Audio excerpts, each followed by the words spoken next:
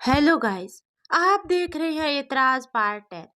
पर हाँ गाइस, कहानी स्टार्ट करने से पहले आपसे एक इम्पोर्टेंट बात कहनी थी, क्योंकि मेरे पास बहुत सारे दोस्तों के कमेंट आ रहे थे कि इस कहानी के पिछले भाग हमें अभी तक नहीं मिले। तो मैं आपको बताना चाहती हूँ कि शायद आपने अभी तक चैनल को सब्सक्राइब करके बेल आइकन वाला बटन नहीं दबा रखा, इसी वजह से आपको सीक्वेंस वाइज पार्ट नहीं मिल पा रहे। तो आप चैनल को सब्सक्राइब करके बेल आइकन वाला बटन दबा लो, ताकि कहानी आते ही आपको पता चल जाए। हाँ, अगर अभी तक आपने इस कहानी के पिछले पार्ट नहीं सुने, तो मैं आपको बता दूं कि इसी चैनल पर आपको सीक्वेंस वाइज पार्ट मिल जाएंगे, या आप मुझे कमेंट कर देना, मैं आपको पिछले पार्ट की लिंक भेज दूंगी। चलो अभी कहानी शुरू करते हैं अपनी।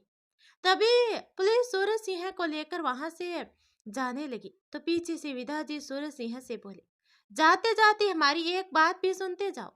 रिया कोई और नहीं बल्कि तुम्हारा ही खून है। इतना सुनते ही सूरज सिंह की नजरें विधा जी पर ही टिक गई। तभी विधा जी बोली, हाँ, रिया हमारी बच्ची है। हमने आपकी नजरों से उसको इतने दिनों तो बचा कर रख लिया, पर आज आपने उसकी बलि चढ़ा दी। उसके लिए हम आपको कभी माफ नहीं करेंगे, कभी नहीं। ये सुनकर सूरज सिंह नाना की ओर देखने लगा, तो नाना ने अपना सर झुका लिया। तभी सूरज सिंह बोला, क्या ये सच है? तो क्या मरे हुए बच्चे की खबर झूठी थी? क्योंकि विधा जी ने जब तीसरी बार बेटी को ही जन्म दिया, तो नाना ने उस बच्ची को ले जाकर अपने दोस्त शिवा को दे दिया और उन्हें उस बच्ची को लेकर वहां से बहुत दूर चले जाने को कहा। फिर सूरज सिंह को मरे हुए बच्चे के पैदा होने की खबर दे दी। बाद में नाना शिवा से कांटेक्ट नहीं रख पाया, तो विदा जी ने बस इस बात की तसल्ली कर खुद को शांत कर लिया कि कम से कम उसकी एक बेटी तो जिंदा है, वरना बाकी की दो बेटियां तो सूरज सिंह ने जन्म लेते ही खत्म कर दिया था। पर दुर्भाग्यवश शिवा और उसकी पत्नी की मौत के बाद रिया वापस से जयपुर अपनी मौसी के पास आ गई थी। और फिर एक दिन जब सूरज सिंह की नजर उस पर पड़ी, तो वो अपने बेटे मोनू से शादी कराने के लिए उठाकर हवेली ले आया। तो विदा जी हर बार की तरह इस बार भी जब शादी के लिए लाई गई लड़की को वहां से भगाने के लिए उसके पास आई, तो अचानक से उसकी नजर रिया के गले में पहने हुए लॉकेट पर पड़ी। तो वह चौंक गई, क्योंकि ये वही लॉकेट था जो वो अपनी बेटी को पहनाने के लिए बड़े ही शौक से बनवाई थी। और जब शिवा बच्ची को लेकर जाने लगा था, तो विधा जी ने उसे पहना दिया था। तभी विधा जी ने रिया से उसके पिता का नाम पूछा, तो रिया ने नाम बता दिया। अब तो विधा जी को पक्का यकीन हो गया। उसकी आंखें नम हो गई और विधा जी सोचने लगे, सच ही कहते हैं भगवान कि लाठी में आवाज नहीं होती। क्योंकि सूरज सिंह ने इतनी लड़कियों की इज्जत मिट्टी में मिला दी थी, तो किसी न किसी की बद्दुआ लगनी ही थी। और शायद ये उन्हीं बद्दुआ की फल है जो उनका जवान बेटा लाचार हो बिस्तर पर पड़ा हुआ है। तभी विधा जी ने उस लॉकेट की तरफ इशारा किया, तो नाना भी हैरान रह गया, क्योंकि नाना को पता था कि कल्याणी जी आज जयपुर आई हुई थी और आज ही वापस लौटने वाली थी। नाना ने ये बात विधा जी को बताई तो बोले, हमें एक बार फिर इस लड़की की रक्षा करनी पड़ेगी और उन लोगों से ज्यादा सुरक्षित जगह इसके लिए और कोई नहीं हो सकती। और फिर विधा जी ने रिया को भी जी भर के देकर वहां से चली गई। तभी आनंद शेखावत ने ये सच्चाई सुनने के बाद गरजते हुए आवाज में पूछा, क्या रिया इस सच को जानती है? आनंद का मन कह रहा था कि रिया इस सच से अपरिचित हो। इस पर कल्याणी जी बोली, नहीं, और मैं चाहती भी नहीं कि वो सच को जाने, क्योंकि इस वक्त ये सच जानकर उसे बहुत ही तकलीफ होगी। उसके लिए खुद को संभालना बहुत मुश्किल हो जाएगा। बेहतर है कि आज तक वो जिन्हें अपने माँ बाप मानती आई है, आगे भी वही उसके माँ बाप ही रहे और आप लोग भी उससे दूर ही रहे। उसने अभी अभी अपना बच्चा खोया है, ऊपर से ये सच कहीं उसे और भी ना तोड़ दे। तभी कल्याणी जी की बात सुनकर विधा जी का मन तड़प उठा। मनु ने विधा जी को अपने गले से लगा लिया और बोला, माँ, काकी सही कह रही है। हम तो बस इसी से ही खुश हैं कि हमारी एक बहन भी है। और फिर मोनू ने आनंद शेखावत से कहा, आनंद भाई, हमारी वजह से आप लोगों को जो तकलीफ मिले, हम उसे कम तो नहीं कर सकते और ना ही हमें उसके लिए माफ़ी मांगने का कोई हक है। फिर भी एक विनती करते हैं, हमें हमारी बहन से एक बार मिलने दो। हम वादा करते हैं, आप सबकी लाइफ में दोबारा कभी नहीं आएंगे। पर आनंद शेखावत तो कुछ जवाब दिए बिना ही वहां से चला गया। तो विजया जी की आंखें छलक आई। कल्याणी जी यह देखकर उसके कंधे पर हाथ रखा और फिर वो भी प्रताप के साथ वहां से चली गई। उधर आनंद शेखावत के मन में ये सब जानकर बहुत ही खुशी हुई कि रिया इस सच से अनजान है। आनंद हमेशा से रिया पर इल्जाम लगाया करता था और मन से हमेशा चाहता था कि उसका शक गलत हो। ऐसा क्यों था ये तो आनंद भी नहीं जानता था। आनंद खुद अपने मन के भाव से अनजान था। अंशु की जान बचाकर रिया ने उस पर जो एहसान किया था वो आनंद कभी भूल नहीं सकता था। साथ ही जब रिया के खून से लथपथ शरीर पर आनंद की नजर पड़ी तो एक पल के लिए आनंद को अपनी सांसें भी बंद होती हुई महसूस हुई, क्योंकि अंशु को बचाने के लिए रिया ने अपनी जान दांव पर लगा दी थी। अब आनंद के मन में रिया के लिए इस उलझन का कोई जवाब नहीं था। उसी उलझन में फंसा हुआ कब आनंद शेखावत वापस रिया के कमरे में आ गया उसे खुद ही नहीं पता था, और अब रिया के सिरहाने पर बैठकर रिया को ही देखने लगा। उसके पीले पड़ चुके चेहरे को देखकर आनंद शेखावत का मन भर आया। जिस चेहरे पर हमेशा एक मुस्कुराहट रहती थी वहां पीलापन छाया हुआ था। आनंद शेखावत को वो पल याद आने लगा जब पहली बार वो उसे ट्रेन में दुल्हन के लिबास में आते हुए देखा था। उस वक्त आनंद को लगा था मानो उसकी अंजलि दुल्हन के लिबास में उसके पास आ रही थी। बिना चाहते हुए भी वो कनखियों से उसे देख ले रहा था। ये पहली बार था जब अंजलि के बाद किसी पर आनंद शेखावत की नजर ठहरी थी। पर ऐसी किसी भी फीलिंग को आनंद ने अपनी अंजलि की यादों के साथ धोखा मानकर उसे अपने मन से झटक दिया, क्योंकि आनंद शेखावत की जिंदगी में कुछ लोगों की वजह से इतनी कड़वाहट आ चुकी थी कि अब उसे जल्दी किसी अपने पर भी भरोसा नहीं होता। तो रिया तो उस वक्त उसके लिए एक बस अनजान लड़की थी। इसलिए जब कल्याणी जी ने रिया को अपने साथ घर ले जाने का फैसला किया तो आनंद ने मना कर दिया, क्योंकि आनंद शेखावत को अंशु की सुरक्षा को लेकर हमेशा डर रहता था। और फिर नाना का उन लोगों का पीछा करते हुए उनके घर तक आना, इन सब परिस्थितियों ने कभी आनंद को रिया पर भरोसा करने ही नहीं दिया। और आनंद को हमेशा यही लगता था कि शायद सूरज सिंह ने ही रिया को भेजा है अंशु को उससे अलग करने के लिए। लेकिन अंजलि के जाने के बाद खाली हो चुका मन का एक कोना रिया और जाने से रोक नहीं रहा था। आनंद खुद को रोकने के लिए रिया पर हमेशा इल्जाम लगाता रहता और रिया को कड़वी बातें सुनाया करता था ताकि रिया वहां से चली जाए। लेकिन रिया की मासूमियत के आगे आनंद हार जाता। जब भी आनंद रिया को अंशु पर अपनी ममता लुटाते देखता तो कहीं ना कहीं उसके मन को भी सुकून मिलता। पर फिर जैसे ही वो सारी बातें याद आ जाती तो उसका मन बेचैन हो उठता। फिर सूरज सिंह का बार बार मुंबई आना आनंद को और भी खटकने लगा। उधर आनंद रिया के लिए अपने दिल से उसकी बेगुनाही आवाज को भी दबा लिया करता। तो कभी आनंद सोचता कि अपने मन के सारे डर को खत्म कर उस मासूम सी लड़की को हमेशा हमेशा के लिए अपनी बेटी की माँ बनाकर अपने पास रख ले। तभी आनंद शेखावत बीते हुए पलों को सोचने लगा। तभी आनंद की नजर अपने घर के आसपास मंडराते हुए नाना पर पड़ी और उसी वक्त प्रताप ने आनंद को बताया कि रिया जिस ठाकुर के चंगुल से भागने की बात कही थी वह कोई और नहीं सूरज सिंह है। तो ना चाहते हुए भी आनंद शेखावत का गुस्सा बाहर निकल आया। लेकिन फिर रिया को घर से निकाल देने के बाद भी आनंद के मन की बेचैनी शांत नहीं हुई। और फिर जब अंजलि ने कहा कि अगर उसके साथ कुछ हुआ तो उसकी जिम्मेदार भी तुम हो, तभी आनंद को फिर से अंजलि की वही चीख सुनाई देने लगी जो आनंद फोन पर बेबसी से बस सुनता रह गया था। और अब आनंद ने रिया को उस दिन को प्रताप के घर सही सलामत देखा तो उसके दिल को कितनी राहत मिली थी। आनंद को तो हमेशा यही लगता था कि शायद रिया के लिए ये रिश्ता एक मजबूरी है। माँ इस तरह से रिया को शादी के लिए राजी कर उसके साथ गलत कर रही है। और फिर आनंद को अब अपने उस थप्पड़ के लिए बहुत बुरा लग रहा था। उसने हमेशा रिया पर शक किया और रिया ने हमेशा उसके शक को गलत साबित कर दिया। उसने उसकी हथेली को अपने हाथों में थाम लिया और बोला, मुझे माफ कर दो रिया, मैंने हमेशा तुम्हें गलत समझा, तुम पर इल्जाम लगाता रहा और आज तुम पर हाथ भी उठा दिया। मैं जानता हूँ कि ये मैंने बहुत गलत किया, पर सूरज सिंह को देखकर मैं खुद को कंट्रोल नहीं कर सका। बस तुम एक बार होश में आ जाओ। तुम जैसा कहोगी मैं वैसे ही तुमसे अपनी इस गलती के लिए माफी मांग लूंगा। पर बस तुम जल्दी से होश में आ जाओ, ताकि मैं तुम्हें वो सब बता सकूं जो बताने के लिए मैं तुम्हारे पीछे पीछे आया था।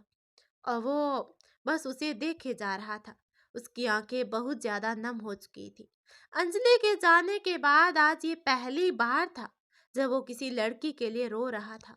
आज आनंद को एहसास हो रहा था कि माँ ने जबरदस्ती ही सही रिया के साथ उसे जिस रिश्ते में बांधा था, उस रिश्ते के एहसासों की खुशबू से वो भी महकने लगा था। अब आनंद शेखावत पूरी रात एक पल के लिए भी अपनी आंखें बंद नहीं की, बस रिया के हाथ को पकड़े बैठे रहा। सुबह होते होते न जाने कब उसकी आंख लग गई। जब सुबह रिया को होश आया तो उसने खुद को हॉस्पिटल के बेड पर पाया। तभी रिया ने इधर उधर नजर दौड़ा कर देखा और याद करने की कोशिश करने लगी कि वो यहाँ कैसे। जैसे ही उसे कुछ याद आया तो रिया की आंखों में आंसू बह निकले और उसके मुंह से निकला, बाबू। तभी रिया ने महसूस किया कि उसका हाथ किसी ने पकड़ रखा है। वो धीरे से अपने हाथ की तरफ देखने लगी तो आनंद शेखावत उसका हाथ पकड़े सोया हुआ था। उसने धीरे से अपने हाथ को आनंद के हाथ से छुड़ाना चाहा। तभी आनंद की भी आंख खुल गई और बोला, थैंक गॉड तुम्हें होश आ गया रिया। मैं तो डर ही गया था कि कहीं अंजलि की तरह तुम भी मुझे छोड़कर चली न जाओ। तभी रिया को उठने की कोशिश करते देख आनंद जल्दी से उसे थाम कर अपने गले से लगा लिया। रिया इस पर हैरान होते हुए आनंद शेखावत की पकड़ से अलग होने के लिए कसम कसाने लगी और बोली, बाबू कहाँ है? उसकी कोई चोट तो नहीं आई ना? तो आनंद शेखावत रिया को अलग करते हुए बोला, नहीं वो ठीक है, बस आती ही होगी। बहुत रो रही थी अपनी माँ के लिए, बहुत डर गई थी तुम्हें ऐसे देखकर। वादा करो कि मेरी बेटी नहीं, हमारी बेटी से दूर जाने का कभी सोचिएगा भी नहीं। आनंद शेखावत के इस बदले हुए रूप को देखकर रिया की आंखें हैरत से फैल गई, पर फिर जैसे ही उसे वो थप्पड़ याद आया उसकी आंखें छलक आई और बोली, साहब जी आप हम पर गुस्सा तो नहीं है ना? साहब जी हम बिल्कुल सच बोल रहे हैं, हमें बिल्कुल भी मालूम नहीं है कि वो लोग यहाँ कैसे आए और हमारे घर पहुँचने से पहले ही वो लोग यहीं थे। तभी आनंद शेखावत को रिया की बात सुनकर याद आ गया कि किस तरह से प्रताप के घर से वापस आते वक्त रिया उसे मीठी सी धमकी देते हुए कहा था कि अगर अब वो उस पर गुस्सा करेगा तो वो घर छोड़कर चली जाएगी। ये याद आते ही आनंद मुस्कुरा दिया और फिर रिया के चेहरे को अपने हाथों में भरते हुए उसकी आंखों में झांकते हुए कहा, तुम्हें सफाई देने की कोई ज़रूरत नहीं है, मुझे सब पता है। गलती मेरी थी जो बिना सोचे समझे तुम पर अपना गुस्सा निकाल दिया। इसके लिए तो तुम मुझसे नाराज़ नहीं होना, मैंने सबके सामने तुम पर हाथ जो उठा दिया। इस पर रिया ने जल्दी से ना में सिर हिला दिया तो आनंद बोला, क्या तुम मुझे माफ़ कर सकती हो मेरी हर गलती के लिए? मैं वादा करता हूँ आज के बाद कभी तुम पर गुस्सा नहीं करूँगा। अब तो तुम हमें छोड़कर कभी नहीं जाओगी ना? तभी रिया को इस पर याद आया कि गोली लगने के बाद वो जब बेहोश हो रही थी वो किस तरह से आनंद शेखावत ने उसे अपनी बाहों में समेटते हुए उसके लिए रोने लगा था। तभी रिया धीरे से बोली, साहब जी बाबू कहाँ हैं? क्योंकि रिया को अब कुछ समझ नहीं आ रहा था कि ये सब क्या हो रहा था। रिया आनंद शेखावत के इस बदलाव को स्वीकार कर नहीं पा रही थी, क्योंकि कहाँ आनंद शेखावत उसे देखना भी पसंद नहीं कर रहा था और कहाँ अब उसे छोड़ भी नहीं रहा था। फिर रिया ने अंदाज़ा लगाया कि शायद ये इस वजह से है क्योंकि उसने अंशु की जान बचाई थी। तभी आनंद शेखावत अभी भी रिया के चेहरे को अपने हाथों में भरे हुए बोला, वो बस आ रही है, पहले ये बताओ तू मुझे माफ़ तो करोगी ना? तो रिया बोले, हम बाबू को छोड़कर कहीं नहीं जाएंगे। रिया ने आनंद की हथेली को अपने चेहरे पर से हटाने के लिए अपने हाथ ऊपर उठाए ही थे कि तभी आनंद शेखावत की बात सुनकर रिया के हाथ बीच में ही रुक गए। तभी आनंद बोला, और बाबू के डेडू को भी छोड़कर कहीं नहीं जाओगी ना?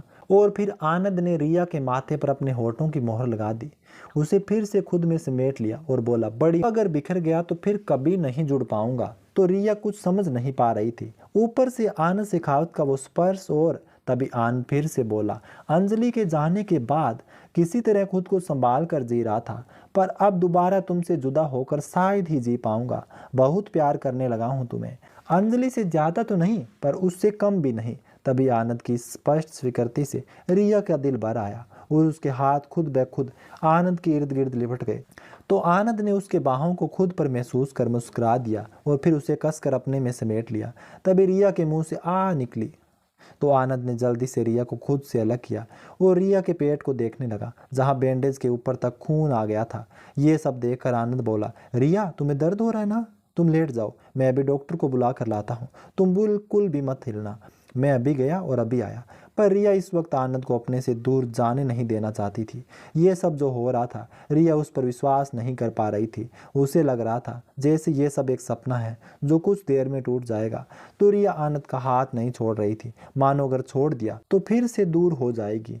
तभी आनंद ने जब देखा कि रिया उसे छोड़ नहीं रही है, तो वो फिर से उसे खुद में समेट लिया और बोला, रिया अगर आप हमारे हाथ को छोड़ोगी नहीं तो फिर हम डॉक्टर को आपके होश में आने की बात कैसे बता पाएंगे? और फिर आपकी बैंडेज भी तो गीली हो चुकी है, उसे भी तो बदलवाना है। वैसे आप कहे तो हम आपको गोद में ही उठाकर डॉक्टर के पास लेकर चलें। ये सुनकर रिया को अचानक से होश आया। तो रिया ने जल्दी से आनंद शेखावत का हाथ छोड़ते हुए अलग हो गई और अपना मुंह फेर ली। तभी आनंद शेखावत मुस्कुराकर वहां से निकल गया। उसके जाते ही रिया का ध्यान अपने पेट पर गया तो उसे ध्यान आया तो उसके तो जैसे होश ही उड़ गए। उसका हाथ खुद ब खुद अपने पेट पर चला गया। उसकी आंखों में आंसू बहने लगे और रिया अपने पेट पर हाथ रखते हुए बोली, हमें माफ़ कर दो बच्चे। हमारे लिए इस वक्त बाबू की ज़िंदगी बहुत ज़्यादा इम्पोर्टेंट है। तुमसे पहले तो हम बाबू के माँ हैं। तुम्हें तो अभी तक हम ठीक से महसूस भी नहीं कर सके, पर बाबू में तो हमारी जान बसती है। तुम तो बस उस रात की भूल की निशानी हो, पर बाबू तो साहब जी और अंजलि दीदी के प्यार की निशानी है। फिर हम उसको कैसे नुकसान पहुंचने दे सकते हैं? और फिर हम तो अपनी पूरी ज़िंदगी में इतना प्यार कभी नहीं पाया जो हमें बाबू और अम्मा जी से मिला। तो हम उम्मीद करते हैं कि बेटा तुम अपनी माँ को समझने की कोशिश करो और हमें माफ़ कर दो। फिर साहब जी के लिए भी तो हम बस बाबू की माँ हैं। ऐसे में हम कैसे ये सब सोच सकते हैं? फिर रिया बेआवाज़ रोने लगी थी। तभी आनंद शेखावत उसी समय डॉक्टर को रिया के होश में आने का बताकर अंदर आ रहा था। तभी आनंद ने रिया की बातें सुन ली थी तो आनंद की आंखें भी छलक आई। तभी सामने से कल्याणी जी अंशु को लेकर आ रही थी। तो अंशु आनंद शेखावत को देखकर कल्याणी जी से हाथ छुड़ाकर डेढ़ डेढ़ बोलते हुए आनंद के पास दौड़ कर आई। तभी आनंद ने पलट कर देखा तो नीचे झुककर अंशु को अपनी गोद में उठा लिया। तो अंशु बोली, डैड माँ ठीक है ना? अब मुझे माँ के बिना अभी और कहीं नहीं रहना। अंशु की बात सुनकर आनंद शेखावत उसे गले से लगा लिया और कमरे के अंदर चला गया। रिया को देखकर अंशु उसके गोद से उतरकर रिया के गोद में चढ़ने लगी तो आनंद ने उसे रोकने के लिए आगे बढ़ा। तब तक रिया बिना अपनी गाँव की परवाह किए उसे अपनी गोद में उठा लिया और फिर परेशान होकर अंशु के पूरे शरीर को इधर उधर टटोल कर देखने लगी और बोली, बाबू आपको कहीं चोट तो नहीं लगी ना? कहीं दर्द तो नहीं हो रहा ना आपको? नहीं माँ, मैं बिल्कुल ठीक हूँ, पर आपको बहुत दर्द हो रहा है ना? तभी अंशु रिया को खुद के लिए परेशान होते देख रिया के चेहरे को अपने नन्हे हाथों में पकड़कर अपनी ओर घुमाते हुए बोली, आप कब ठीक हो जाओगी माँ? तो रिया बोली, बाबू आप ठीक हो तो माँ भी ठीक है। और फिर रिया ने उसे अपने सीने से लगा लिया।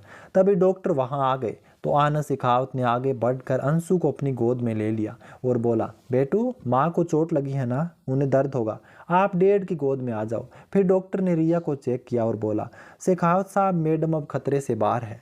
अब बस रोज़ ड्रेसिंग चेंज करवानी है। आप चाहे तो उन्हें डिस्चार्ज करवा कर घर भी ले जा सकते हैं।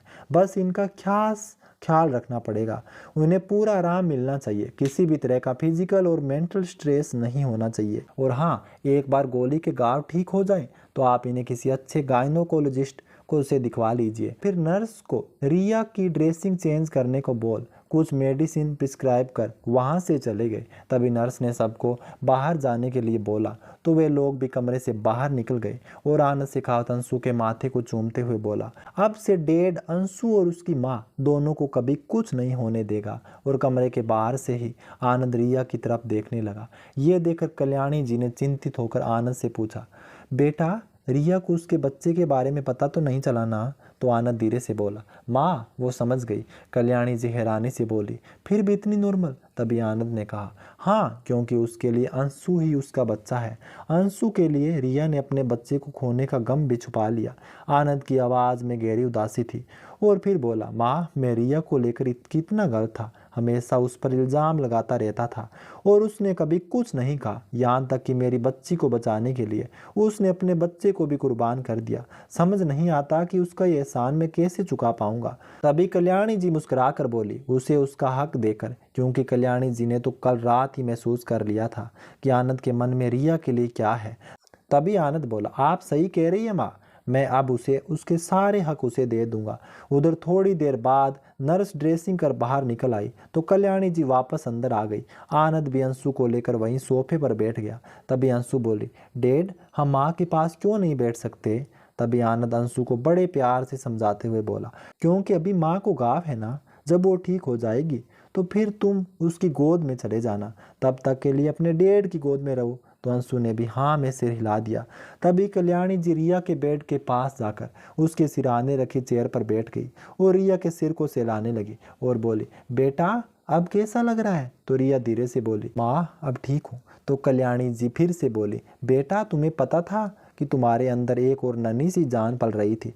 रिया इस पर अपना सिर झुका ली। ये देख कल्याणी जी बोली, फिर भी तुमने उसकी परवाह किए बिना अंशु के लिए खुद को दाव पर लगा दिया। तुम्हें नहीं पता बेटा, तुमने अंशु को बचाकर हमारे ऊपर कितना बड़ा एहसान किया है।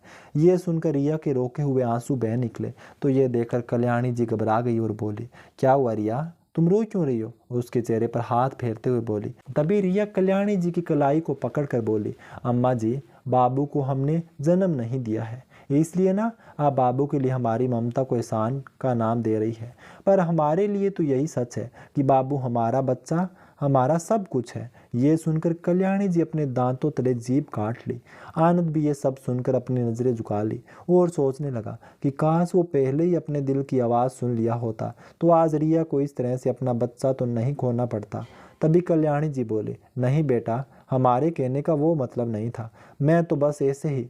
इस पर रिया अपनी पनीली आंखों से उन्हें देखने लगी। तो कल्याणी जी फिर से बोली, अच्छा ठीक है, आज के बाद दोबारा ये नहीं बोलूँगी, कहकर रिया को अपने गले से लगा लिया। तभी अंशु की नज़र उन दोनों पर पड़ी तो वो आनंद शेखावत की गोद से उतरकर उनके पास आ गई और कल्याणी जी को रिया से दूर करने लगी और बोली, दादी आप क्या कर रही हो? माँ के टम्मी में घाव है, उन्हें दर्द हो जाएगा। और फिर दूर से रिया के घाव पर मुंह फुलाकर फूंक मारने लगी और फिर बोली, माँ अब दर्द नहीं हो रहा क्या? इस पर सब हंस पड़े। आनंद शेखावत भी वहीं आ गया और घुटनों के बल वहीं जमीन पर अंशु के साथ खड़ा हो गया और पीछे से उसे अपनी बाहों में भरते हुए बोला, हाँ अब तो अंशु की माँ जल्दी से ठीक हो जाएगी। क्यों रिया, मैं सही बोल रहा हूँ ना? अब अपनी नम आंखों से रिया की तरफ देखते हुए बोला। तभी रिया अपना नाम सुनकर चौंक गई। इससे पहले कि वो कुछ बोलती उसकी नज़र सामने दरवाजे पर चली गई जहाँ विद्या जी खड़ी थी। उन्हें देखकर रिया बोली, ठकुराइन माँ आप यहाँ? तभी रिया के बोलने पर सब सामने देखने लगे।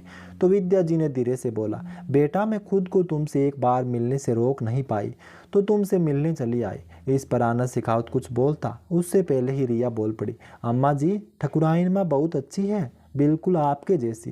तभी आनंद शेखावत हैरानी से उन्हें देखने लगा और बोला, क्या तुम जानती हो इन्हें? यह सुनकर रिया बिना उसकी ओर देखे अपना सिर झुका ली और कल्याणी जी का हाथ कसकर पकड़ लिया। तभी आनंद ये देखकर चौंक गया, जबकि वो बहुत ही नरम आवाज में ही बोला था। फिर भी रीमा डर गई थी, क्योंकि हर बार तो आनंद उस पर यही इल्ज़ाम लगाता था। तो रिया बोली, अम्मा जी हम इनके पहले से तो नहीं जानते, लेकिन उस दिन वहाँ से भागने के लिए इन्होंने तुम्हारी मदद की थी, बस इतना ही जानते हैं उनके बारे में, और कुछ नहीं। तभी आनंद शेखावत उसे सफाई देते देख अपना मुंह फेर लिया और सबसे छुप कर अपने आंसू पोंछ लिए। तभी कल्याणी जी बोली, हम जानते हैं बेटा, विद्या जी ने हमें बताया था। और फिर विद्या जी को अंदर आने के लिए बोली। तो विद्या जी ने अंदर आकर रिया के सर पर हाथ रखकर बड़े ही प्यार से बोली, बेटा अब आप कैसे हैं? हमें माफ़ कर दो, हम समय पर नहीं आ सके। तो रिया बोली, कोई बात नहीं ठकुराइन माँ, हमारा बाबू ठीक है तो हमें आपसे कोई शिकायत नहीं है। फिर रिया उन्हें देखकर बोली। रिया की ये बात सुनकर विद्या जी ने रिया को गले से लगा लिया। उसे सीने से लगाते ही उनकी आंखें बहने लगी। अपने बेटी को आज पहली बार उन्होंने अपने गले से लगाया था तो अलग होने का उनका मन ही नहीं हो रहा था। वहीं रिया को खुद के लिए उनका इतना प्यार देखकर आश्चर्य हुआ, पर वो कुछ नहीं बोली। तब तक काजल मोनू को भी उनके पास ले आई। मोनू भी उन दोनों के साथ लिपट गया। उधर अंशु उन लोगों को इस तरह से रिया को गले लगाए देख रोने लगी और बोली बोली डैड, वो दादी और वो अंकल माँ को दबा दिए, अब माँ को दर्द होगा। अंशु की बात सुनकर सब हंस पड़े। तभी विद्या जी और मोनू उससे अलग हो गए। फिर विद्या जी ने अपने गले से एक चेन निकाल कर रिया के गले में पहना दिया और बोली, कभी कभी इस ठकुराइन माँ को भी याद कर लेना बेटा, अब तुम्हारे फ़ोन आने का इंतज़ार करेंगे।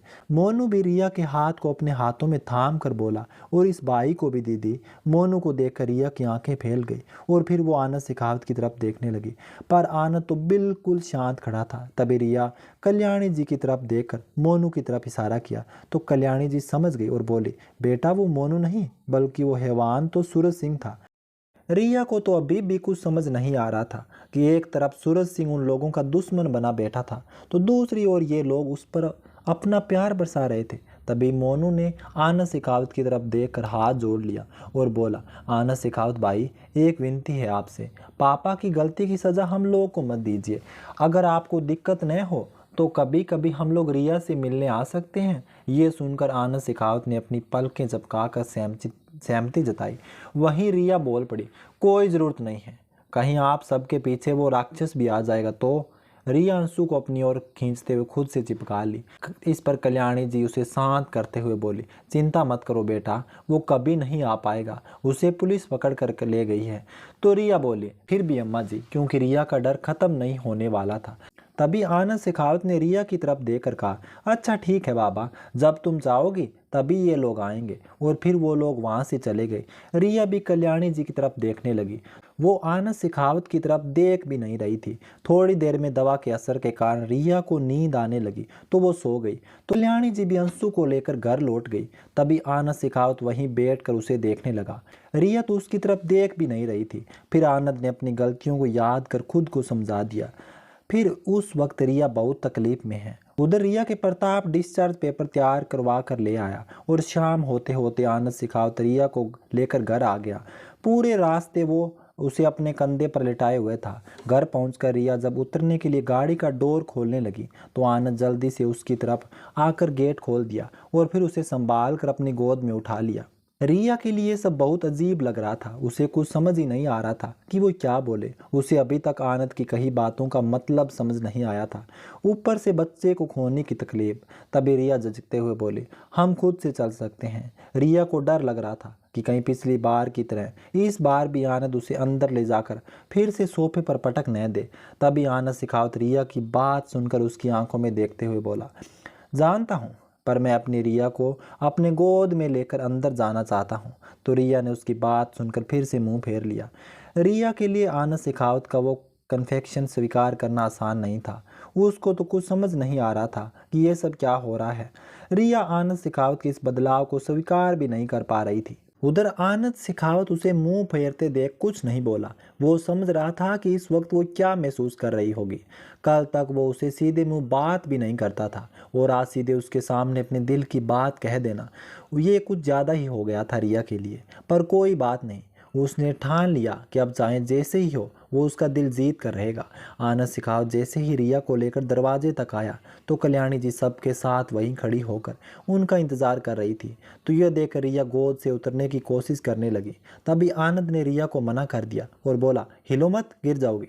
तो रिया शांत हो गई और अपनी नज़रें झुका ली। तभी कल्याणी जी ये सब देखकर मुस्कुरा दी और फिर सबसे पहले रिया की नज़र उतारी, फिर आरती करने लगी। उसके बाद सब अंदर आ गए तो अंशु रिया का आंचल पकड़े हुए थी। तभी कल्याणी जी ने अंशु को अपनी गोद में उठा लिया और बोले, चलो तुम लोग तुम्हारी माँ के लिए कुछ अच्छा सा खाना बनवाते हैं। कल से उन्होंने कुछ नहीं खाया तो उन्हें तो भूख लगी होगी। और फिर आनंद को रिया को कमरे में ले जाने के लिए कहा तो आनंद उसे लेकर सीढ़ियों की तरफ बढ़ गया। तभी आनंद ने एक नज़र रिया पर डाली तो देखा वो अब भी अपनी आंखें बंद किए हुई थी। तो आनंद मुस्कुरा कर रिया को अपने कमरे में लेकर आ गया और रिया को धीरे से अपने बेड पर लिटा दिया। फिर रिया आनंद के वहाँ से हटते ही उठकर बैठ गई और बोली, नहीं ये सही नहीं है, हम इस कमरे में नहीं रह सकते। और फिर रिया बेड पर से उतरने लगी। तभी आनंद तुरंत उसके पास आया और उसका कंधा पकड़कर उसे बेड पर बिठा दिया और बोला, ये क्या कर रही हो तुम? ऐसे तो जख्म में फिर से ब्लीडिंग होने लगेगी। आनंद बड़े ही प्यार से बोला।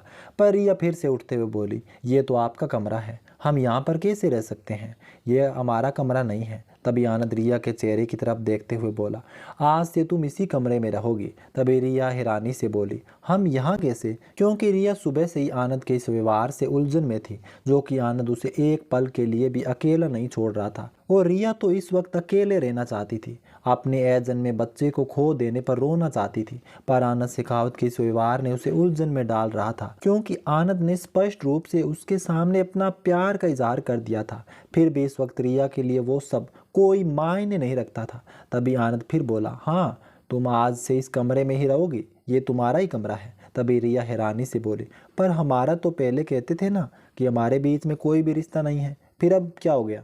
तभी आनंद रिया के हाथों को अपने हाथ में थाम कर कहा, हाँ मैं पहले इसे कहता था, पर अब नहीं। मैं पूरे मन से रिश्ते को स्वीकार करना चाहता हूँ। मैं तुम्हें अपनी पत्नी का दर्जा देना चाहता हूँ।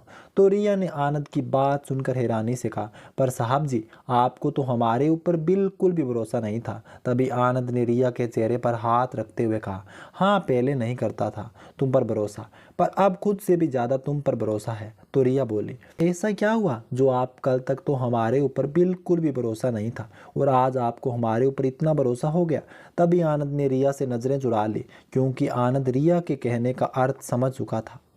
तभी रिया आनंद को इस तरह से नज़र चुराते देख रिया ने अपने हाथ से आनंद का हाथ अपने चेहरे से हटा दिया और बोली, साहब जी, सबके लिए भले ही बाबू हमारे पति की पहली पत्नी का बच्चा है, पर हमारे लिए अंशु हमारे कलेजे का टुकड़ा है। हमारी खुशी का कारण, हमारे जीने की वजह है वो।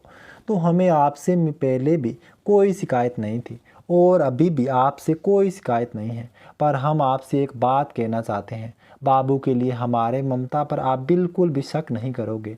वैसे भी बाबू के अलावा कोई नहीं है हमारा, अब हमारा। तभी ना चाहते हुए भी रिया का हाथ अपने पेट पर चला गया और आंखों से आंसू बहने लगे। तभी रिया ने खुद को शांत किया और बोली, आनंद के हाथ से अपना हाथ छुड़ाकर वहाँ से चली गई। तभी आनंद शेखावत चुपचाप कभी अपने हाथ को तो कभी उसे जाते हुए देखता रहा और सोचने लगा कि ये सच नहीं है रिया, मैं तुम्हें अंशु की जान बचाने के कारण नहीं, बल्कि उससे बहुत पहले ही न चाहते हुए भी तुम्हें अपनी पत्नी स्वीकार कर चुका हूँ, क्योंकि तुम तो कब की मेरे दिल में अपनी जगह बना चुकी हो। पर उन परिस्थितियों के कारण मैंने तुम्हें अपने दिल की बात नहीं बताई, तो तुम्हारा ऐसा रिएक्शन नेचुरल है। अभी तो हर किसी को भी यही लगेगा कि ये सब मैं अंशु की जान बचाने के लिए कह रहा हूँ। तभी रिया आनंद शेखावत के कमरे से निकलकर अपने कमरे में आ गई और पलंग से टिक कर वही ज़मीन पर बैठकर घुटनों में सर रखकर रोने लगी और बोली, हम भी चाहते हैं सबकी तरह हमारे पति भी हमें स्वीकार करे और हमें प्यार दे, पर यह सब तो हमारी किस्मत में नहीं था। बस बाबू की जान बचाने के लिए ही हमें अपनी पत्नी के रूप में स्वीकार किया है, पर हम अपने बच्चों की एक भी खरोच स्वीकार नहीं कर सकते, चाहे बच्चा नज़र के सामने हो या फिर कोख के अंदर हो। उधर आनंद शेखावत दरवाजे की दूसरी तरफ खड़ा होकर सारी बात सुन रहा था। ये सब सुनकर आनंद की आंखें भी नम हो गई। आनंद समझ रहा था कि रिया इस वक्त कितनी तकलीफ में है, क्योंकि उसने अभी अभी अपना बच्चा खोया था। पर यह तकलीफ तो केवल रिया की नहीं, उतनी ही तकलीफ आनंद शेखावत को भी हुई। जब डॉक्टर ने वो खबर उसे सुनाई थी तो उसी टाइम आनंद के भी कदम लड़खड़ा गए, ये सुनकर कि उसका एक और बच्चा भी था जो इस दुनिया में आने से पहले ही दम तोड़ चुका है। आनंद का भी जी कर रहा था इस खबर पर फूट फूट कर रोए, पर वक्त उस टाइम इन सब की इजाज़त नहीं दे रहा था, क्योंकि जब कल्याणी जी ने उस खबर पर आनंद की ओर देखा तो आनंद कुछ कह नहीं पाया। आखिर एक बच्चे की कुशलता उसे अपने दूसरे बच्चे की जान गंवाकर मिली थी, वो बच्चा जिसने अभी महज चंद सांसें ही ली थी अपनी माँ के गर्भ में। इससे बड़ी तकलीफ की बात और क्या होती आनंद शेखावत के लिए। आनंद ने उस वक्त किस तरह खुद को संभाल रखा था ये तो वही जानता था, पर अकेले में जब आनंद से ये सब बर्दाश्त नहीं हुआ तो आखिर प्रताप के कंधे पर सर रखकर रो ही दिया।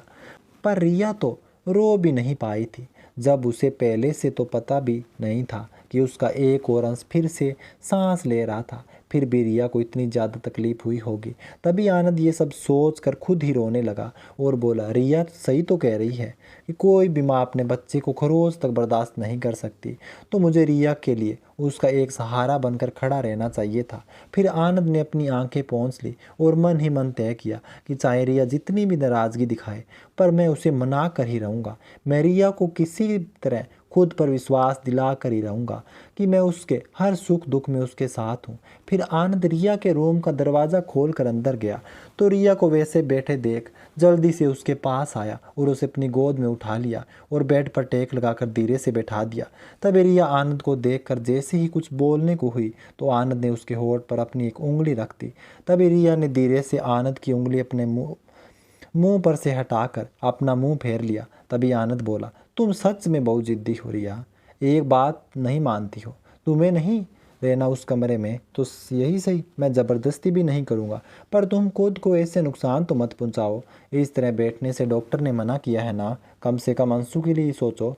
तुम्हें इस तरह तकलीफ में देखकर उस पर क्या बीतेगी। कल पूरी रात उसने तुम्हारे लिए रो कर गुजारी है। रिया, मैं जानता हूँ तुम्हें अपने बच्चे के जाने का बहुत दुख है, पर वो तकलीफ केवल तुम्हारी ही तो नहीं, वो मेरा भी तो बच्चा था, हम दोनों का बच्चा था वो। हम दोनों ने ही अपना बच्चा खोया है। मेरा भी तो मन कर रहा है कि मैं भी रोऊं, अपने बच्चा का शोक मनाऊं, पर तुम्हारी तबीयत को तो नज़रअंदाज नहीं कर सकता था ना। तभी रिया आनंद की बात सुनकर उसके चेहरे की तरफ देखने लगी जहाँ रिया की आंखें बह रही थी। वही आंसू आनंद शेखावत की आंखों पर भी ठहर से गए थे। तभी रिया ने आनंद के सीने पर अपना सिर रख दी और सुबकने लगी तो आनंद शेखावत ने रिया को अपनी बाहों में कस कर पकड़ लिया तो रिया के सब्र का बांध एकदम से टूट गया और इतनी देर से रोके हुए आंसू भी बह निकले और वो ज़ोर ज़ोर से रोने लगी और बोली, क्यों साहब जी, क्यों हमारे साथ हमेशा ऐसा क्यों होता है। पहले जन्म देने वाली माँ हमको छोड़कर भगवान जी के पास चली गई, उनको तो हमने देखा भी नहीं था, हमें जन्म देते ही वो चल बसी। फिर हमारे माँ पापा भी चले गए, उनके जाने के बाद हमारी मौसी हमें संभालने लगी, फिर वो भी हमें अकेला छोड़कर चली गई। और अब हमारा बच्चा हमने कल सुबह पहली बार महसूस किया था और आज शाम शाम होते होते वह भी चला गया। तभी आनंद रिया को यूं बिलख कर रोते देख खुद को नहीं रोक पा रहा था, पर फिर रिया की सेहत का ख्याल कर आनंद ने खुद को संभाल लिया। तभी आनंद ने रिया को खुद से अलग कर उसके चेहरे को अपने हाथों में भरकर और उसकी आंखों में झांकते हुए पूछा, जब तुम्हें पहले से पता था कि तुम्हारे अंदर एक और नन्ही जान है तो फिर क्यों सामने आ गई। इस पर रिया तड़प उठी और बोली, साहब जी, अगर बाबू को कुछ हो जाता तो उसकी माँ का भी सांस रुक जाता। तो आनंद रिया के आंसू पोंछते हुए बोला, जब अंशु से इतना प्यार करती हो फिर इस तरह से खुद को तकलीफ पहुंचाकर उसे क्यों तकलीफ देना चाहती हो। अभी अभी तो तुम्हारा ऑपरेशन हुआ है, इतनी मुश्किल से तुम्हें होश आया है और तुम फिर से अपनी तबीयत बिगाड़ने पर तुली हो। अगर फिर से तुम कुछ हुआ तो अंशु का तो सोचो, वो कैसे रहेगी। क्या तुम्हें ऐसे रोते देख अंशु शांत रह पाएगी। तब फिर रिया आनंद की आंखों में देखने लगी तो आनंद बोला, नहीं ना, तो फिर रो रो कर खुद की तबीयत खराब कर अंशु और उस बच्चे को तकलीफ पहुंचा रही हो। क्या तुम ये चाहती हो कि अंशु भी तुम्हें ऐसे देखकर रोने लगे। तभी रिया ने इस पर अपना सिर हना में हिला दिया तो आनंद ने कहा, तो फिर अब से तुम बिल्कुल नहीं रहोगी और जैसे डॉक्टर ने बताया है पूरा आराम करोगी ताकि अंशु की माँ जल्दी से ठीक हो जाए। और फिर से घर में दो दो बच्चों की हंसी गूंजने लगे। इस पर यह हैरानी से आनंद की ओर देखने लगी और बोली, पर दूसरा बच्चा तो। इससे पहले कि वो फिर से रो देती आनंद शेखावत ने मुस्कुराकर उसके नाक को दबा दिया और आनंद ने कहा, अंशु की माँ भी तो किसी बच्चे से कम नहीं है। मैंने देखा है कैसे अंशु के साथ तुम भी छोटी बच्ची बन जाती हो। तभी आनंद के ऐसा करने पर रिया सब कुछ भुलाकर अपना मुंह फुला लिया और बोली, झूठ, हम तो नहीं है बच्चा, और आप तो जब तक घर में रहते हो कमरे से बाहर भी नहीं निकलते हो, फिर आपको कैसे पता कि हम क्या करते हैं दिन भर।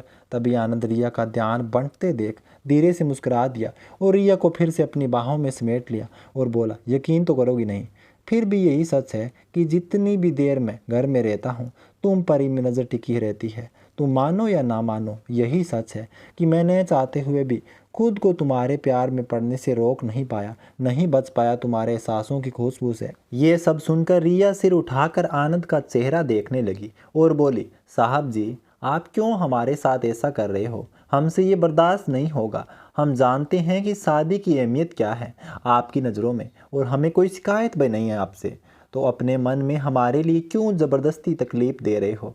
हमें सहानुभूति मत दिखाइए, हम ठीक हैं साहब जी। हमें तो आदत हो गई है आपकी बेरुखी की, और हमें आपसे कोई शिकायत भी नहीं है। हमने कहा ना कि हमारा बाबू ठीक है, तो फिर हम भी ठीक हैं। थोड़ी देर के लिए तो हमें ज़रूर तकलीफ़ हुई थी अपने बच्चे के लिए, पर अभी हम ठीक हैं। तभी आनंद ने उसकी बात सुनकर एक गहरी सांस ली। वो समझ रहा था कि रिया को भरोसा दिलाना इतना आसान नहीं था, पर आनंद इस तरह से हार भी नहीं मान सकता था।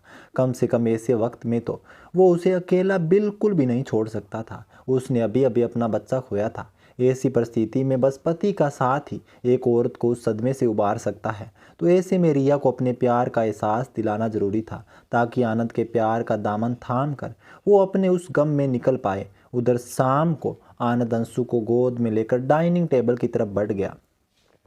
जब अंशु सो गई तो आनंद उसे लेकर उसके कमरे में चला गया और उसे धीरे से रिया के बगल में लिटा दिया, और सेफ्टी के लिए उन दोनों के बीच पिल्लो रख दिया ताकि रिया को कोई चोट न लगे। फिर उसके माथे पर किस करते हुए उसे गुड नाइट विश किया, और फिर एक नज़र रिया पर डाला जो आनंद को कमरे में आते देख अपनी आंखें बंद कर ली थी। तभी आनंद रिया को देखकर समझ गया कि रिया सोई नहीं है। तभी रिया को ऐसे आंख बंद किए देखकर न जाने आनंद को क्या शरारत सूझी। वो उसके करीब चला गया और उसके चेहरे पर झुक गया और रिया से बोला, खोल सकती हो अपनी आंखें, अभी तो जा रहा हूँ, पर अब तुम आदत डाल लो मेरी नज़दीकियों का, क्योंकि प्यार के मामले में थोड़ा बेसब्र किस्म का हूँ। अपने हिस्से का प्यार वसूलना भी अच्छे से आता है मुझे। और फिर मुस्कुराकर वहाँ से चला गया। उसके जाते ही रिया ने जल्दी से अपनी आंखें खोल ली और ज़ोर ज़ोर से सांसें लेने लगी और बोली, साहब जी आज बहुत अजीब अजीब हरकत कर रहे हैं आप। उधर आनंद उसके कमरे से निकलकर सीधे उस कमरे में चला गया। तभी कल्याणी जी ने पीछे से आनंद के कंधे पर हाथ रखा तो आनंद ने पलट कर कल्याणी जी के गले लग गया और उनके कंधे पर अपना सर रख दिया और बोला, माँ मैं क्यों हमेशा लेट हो जाता हूँ? क्यों नहीं मैं वक्त रहते सब कुछ संभाल लेता? काश कि रिया को अपने मन की फीलिंग बताने में अगर मैंने देरी नहीं की होती, उसकी भावनाओं को पहले ही स्वीकार कर लिया होता, तो शायद आज हमारा बच्चा हम सबके साथ होता। पर नहीं, मैंने लेट कर दिया। न तो मैं पहले अच्छा पति बन पाया, अब और न ही अच्छा पिता बन पाया, न ही अपने पिता को बचा पाया, और फिर अपनी बेवकूफ़ी के कारण आज मैंने अपने एक बच्चे को भी दे दिया। क्यों माँ, क्यों हर बार गलत साबित होता आया हूँ? और अब तो रिया मेरी बातों पर यकीन भी नहीं कर रही, और उसके साथ मिलकर उसका दुख बांटना चाहता हूँ, उसका ख्याल रखना चाहता हूँ, उसे बताना चाहता हूँ कि मैंने भी इस रिश्ते को मन से अपना लिया है। पर उसे कुछ भी कहता हूँ तो वो मुझे गलत समझ लेती है। उसे लगता है कि मैं सब सहानुभूति दिखाने के लिए कर रहा हूँ। आखिर वो समझती क्यों नहीं है माँ कि मैं उसे पसंद करने लगा हूँ, कल से नहीं बल्कि शुरू से। जब पहली बार उसे देखा था तभी कल्याणी जी बोली, बेटा उसने जैसे खुले मन से अंशु को बनाया है, बहुत जल्दी तुम्हें भी अपना लेगी, बस तब तक तुम्हें धैर्य रखने की ज़रूरत है। अच्छा अब उसके पास जाओ, उस हालात में उसका अकेला रहना सही नहीं है, कहकर कल्याणी जी अपने कमरे में सोनी चलेगी। तभी आनंद अपना कमरा बंद कर रिया के कमरे में आकर एक नज़र रिया पर डाली और फिर सामने सोफे पर जाकर लेट गया। आज आनंद की नींद उसकी आंखों में कोसों दूर थी। तभी कुछ देर बाद उसे रिया की नज़र खुद पर महसूस हुई तो आनंद ने अपनी आंखें खोले बिना ही मुस्कुराते हुए कहा, सो जाओ रिया, तुम्हारे ऐसे घूरने से मैं यहाँ से नहीं जाने वाला। तभी रिया की आंखें हैरत से फैल गई और सोचने लगी, साहब जी की आंख तो बंद है, तो फिर उनका कैसे पता कि हम उन्हें देख रहे हैं? तभी रिया बोली, हम आपको नहीं देख रहे। तो आनंद ने कहा, तो फिर शायद सोफे को देख रही हो। तो रिया बोली, नहीं। तो आनंद ने फिर कहा, फिर दीवार को देख रही होगी। बोलते हुए आनंद रिया की तरफ करवट लेकर अपनी आंखें खोली और मुस्कुरा दिया।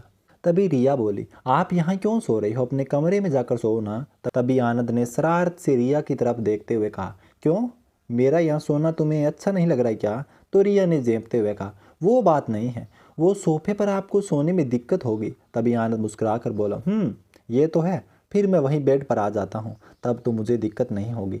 आनंद की आंखों में शरारत देखकर रिया जल्दी से कंबल से खुद का चेहरा छुपा ली और बोली, नहीं नहीं, आप वहीं सो जाइए। फिर मन में बोली, पता नहीं साहब जी को क्या हो रखा है आज। तभी आनंद उसे देखकर मुस्कुरा दिया और बोला, ठीक है, नहीं आ रहा हूँ, पर सो जाओ अब, और ज़्यादा मत सो, तो मुझे कुछ नहीं हुआ है, मैं ठीक हूँ। ऐसी हालात में तुम्हें अकेला नहीं छोड़ सकता, इसलिए यहाँ पर हूँ। पर अगर तुम्हें मेरा यहाँ रुकना पसंद नहीं है तो माँ को बुला लेता हूँ। तभी आनंद की ये बात सुनकर रिया जल्दी से कंबल से अपना चेहरा निकाल कर बोल पड़ी, नहीं नहीं, अम्मा जी को परेशान मत करो। तो आनंद ने कहा, तो ठीक है, फिर तुम मुझे परेशान करना बंद करो। इस पर रिया हैरान हो गई और जल्दी से बोली, क्या क्या कहा? हम आपको परेशान कर रहे हैं? पर आप अब झूठ मत बोलो, परेशान तो आप कर रहे हो हमें, सुबह से परेशान करके रखा है। और हाँ, और अब हम आपको बता देते हैं, अगर हमें गुस्सा आ गया तो हम अम्मा जी को बोल देंगे। तभी अचानक से रिया को ध्यान आया कि वो क्या बोले जा रही है, तो वो फिर एकदम से चुप हो गई। आनंद इस पर रिया को घूरते हुए बोला, अच्छा तो बताओ कि मैं तुम्हें सुबह से कैसे परेशान कर रहा हूँ, और माँ को क्या बताओगी, बोलो। आनंद ने जानबूझकर अपनी थोड़ी आवाज़ बारी कर ली। तभी रिया आनंद शेखावत की बारी आवाज़ को सुनकर जल्दी से अपना चेहरा फिर से कंबल में छुपा ली और बोली, हमें नींद आ रही है, सुबह से हमें सोने भी नहीं दे रहे। और फिर बड़बड़ाने लगी, गुस्सा करो या जो आपकी मर्जी है वो करो, वैसे भी बिना गुस्से के तो आपका खाना पचता ही नहीं है। बड़े आए प्रेम दिखाने वाले, आ गए ना अपने असली रूप में तुरंत ही। आपका नाम तो आनंद शेखावत की जगह गुस्सेल शेखावत होना चाहिए था। तभी आनंद ने रिया की बड़बड़ाहट सुनकर मुस्कुराते हुए कहा, रिया बड़बड़ाना बंद करो, सो जाओ। अब अगर 5 मिनट में तुम नहीं सोई ना तो सच में मैं बेड पर आ जाऊंगा। क्योंकि आनंद तो खुद भी चाहता था कि रिया बस बोलती रहे और वो सुनता रहे, पर इस वक्त रिया का आराम करना बहुत ज़रूरी था। और फिर आनंद की ये मीठी सी धमकी काम भी कर गई। तभी रिया बोली, नहीं नहीं, हम सो जाएंगे। और फिर उसने अपनी आंखें बंद कर ली। कुछ देर बाद जब रिया सो गई तो आनंद उसे देखकर मन ही मन बोला, तुम सच में बहुत मासूम हो, और तुम्हारी यही मासूमियत तुम्हारी सबसे बड़ी खूबसूरती है। मैं वादा करता हूँ रिया, कभी तुम्हारी इस मासूमियत को खोने नहीं दूंगा। तुम्हारे चेहरे की मुस्कान को कभी तुमसे अलग नहीं होने दूंगा। जानता हूँ तुम्हें अभी अभी जो दर्द मिला है उससे निकल पाना इतना आसान नहीं है, फिर भी मैं हमेशा यूं ही कोशिश करता रहूँगा ताकि तुम उसे भूल जाओ। मैं तुम्हें इतना प्यार दूंगा कि पिछली सारी बातें, सारा दर्द, मेरी सारी बेरुखी सब भूल जाओगी। ये तो सच है कि मैं तुम्हारा ये एहसान कभी नहीं भूल सकता जो तुमने अंशु को बचाकर मेरे ऊपर किया है। आज तुमने साबित कर दिया कि तुम सच में अंशु की यशोदा माँ ही हो। तुमने साबित कर दिया हर सुतेली माँ बुरी नहीं होती। तुमने अपने हिस्से का फर्ज निभा लिया, अब मेरी बारी है। मैं अपने सारे फर्ज तुम पर अपना प्यार बनाकर इस तरह से बरसाऊंगा कि तुम भूल से भी उदास होना भूल जाओगी। पर यह तुम्हारा एहसान का बदला नहीं है, बल्कि मुझे सच में तुमसे प्यार हो गया है। और फिर वो भी सो गया। उधर कल्याणी जी के पास एक कॉल आया। कल्याणी जी ने अपने मोबाइल पर एक नज़र डाला और फिर उसे इग्नोर कर दिया। तो आखिर गाइस वो कॉल किसका था? क्या सूरज सिंह जेल से आकर फिर से कोई प्लानिंग कर रहा था शेखावत फैमिली के अगेंस्ट में? और उधर क्या रिया आनंद शेखावत के प्यार को कॉन्ट्रैक्ट ही समझेगी कि अंशु की जान बचाने के कारण आनंद उससे मीठी मीठी बातें कर रहा था? ये सब जानेंगे 11वें पार्ट में। चैनल को सब्सक्राइब करके बेल आइकन बटन ज़रूर दबा देना ताकि आपको कहानी आते ही पता चल जाए।